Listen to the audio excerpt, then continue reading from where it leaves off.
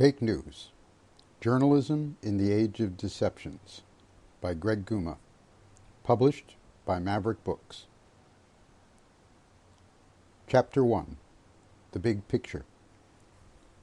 The serious threat to our democracy is not the existence of foreign totalitarian states. It is the existence within our own personal attitudes and within our own institutions of conditions similar to those which have given a victory to external authority, discipline, uniformity, and dependence.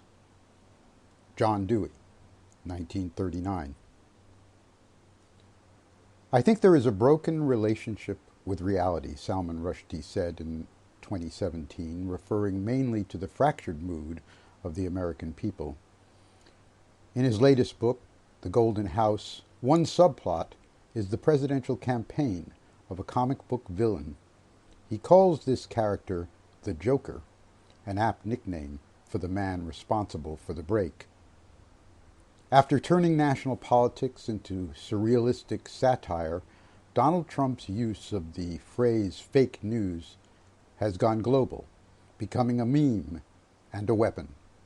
So effective is it as propaganda that politicians and state media in at least 15 countries use the concept and the phrase itself to challenge real news and stifle dissent.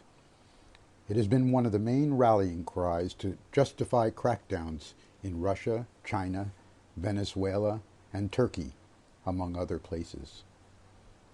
After the presidential election, Trump and his enablers continued to employ the term in a stream of largely misleading counterattacks, casting critical press outlets as purveyors of fake news. Hard as it is to believe, the targets were mainly what used to be called corporate or mainstream media. And things weren't likely to improve if Sinclair Broadcasting's merger with Tribune Media proceeded. That would clear the way for 72% of all U.S. households to receive propaganda from a brazenly right-wing network. Between 1941 and 1975, rules restricting channel ownership within radio and television were passed to maintain unbiased and diverse media, but that changed under the Reagan administration. Between 1981 and 1985, Congress and the FCC began deregulating, and the number of TV stations one company could own increased from 7 to 12. The process continued after the Telecommunications Act signed by Bill Clinton in 1996. Radio, with a 40-station ownership cap gone, experienced unprecedented consolidation. Clear channel communications grew from 40 to 1,200 stations in all 50 states. Viacom expanded to 180 stations across 41 markets.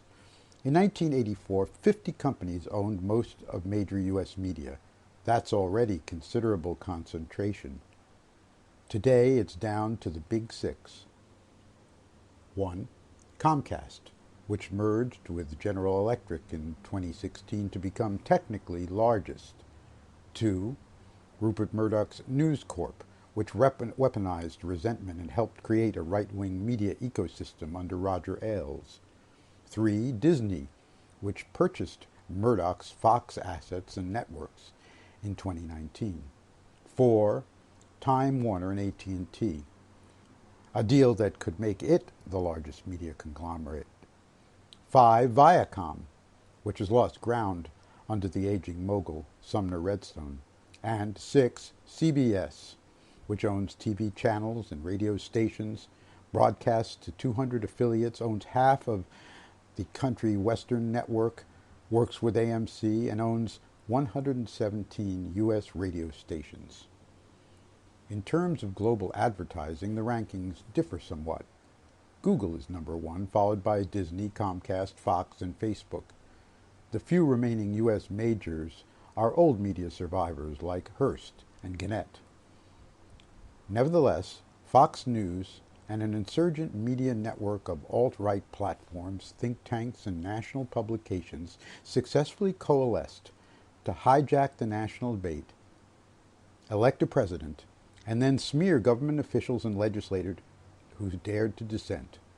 What emerged from the fog of cyber war was a sustained and coordinated campaign with support from Russia and elements of the Republican Party to undermine the FBI, Special Counsel Robert Mueller's credibility, and the entire Trump-Russia obstruction collusion investigation.